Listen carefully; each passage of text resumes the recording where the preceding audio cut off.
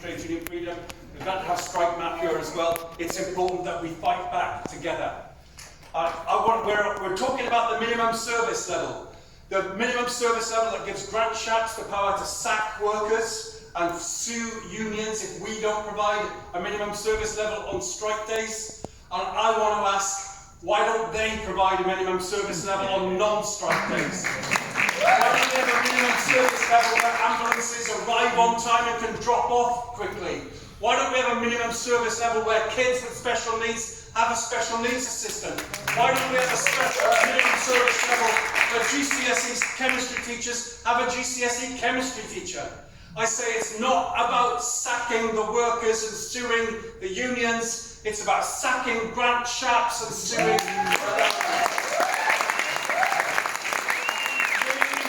we understand that these anti-union laws are not an accident. There is a deliberate purpose behind them. It's not that there's some great big policy space where you look around and they've decided this policy and it's got these unfortunate consequences.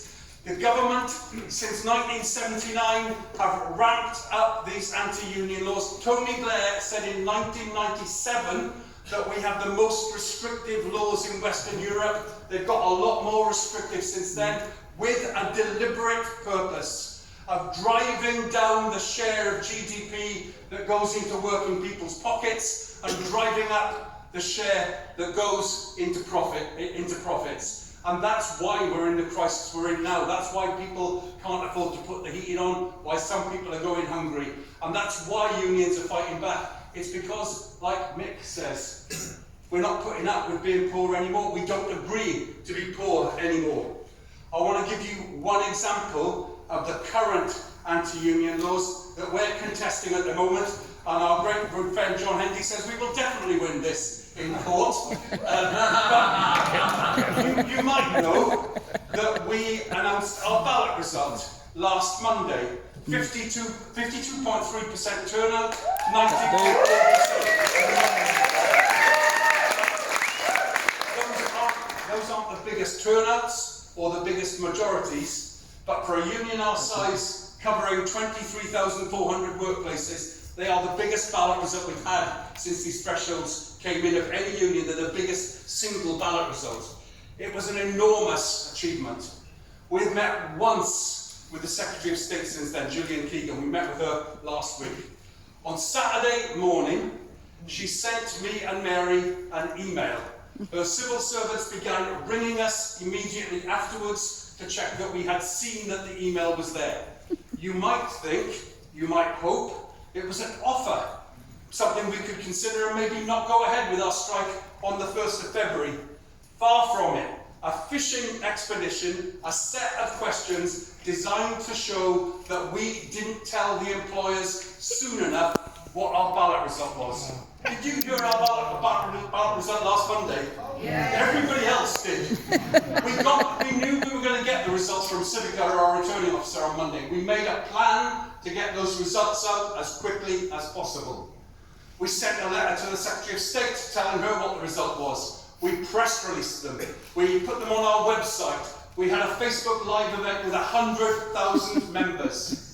The Secretary of State herself put our results on her website.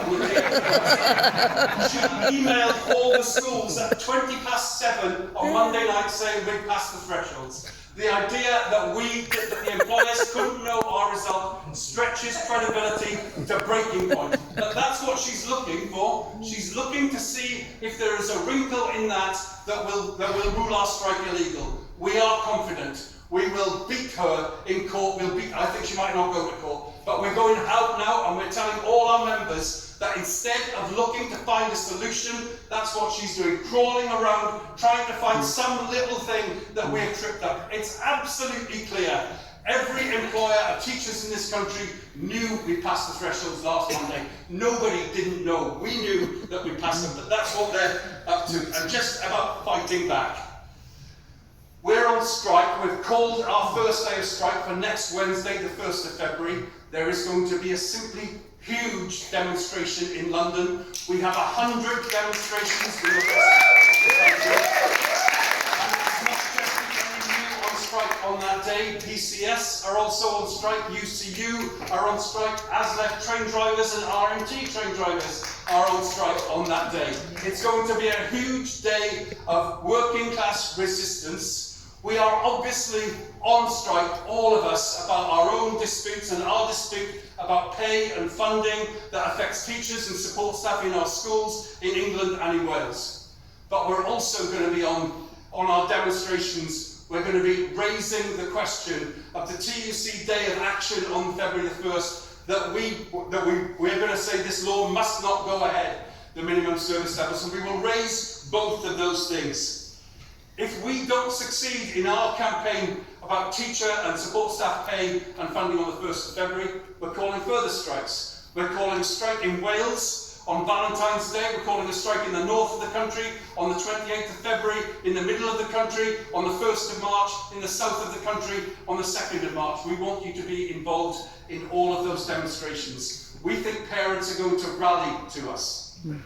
But if we don't win at that stage, we are calling a 2-day national strike on the 15th and 16th of March. The 15th of March is not a date chosen at random. It is the date of the budget. It's the date of the government's budget. And we intend to create a monster demonstration in London opposing the government's budget, and we invite every other union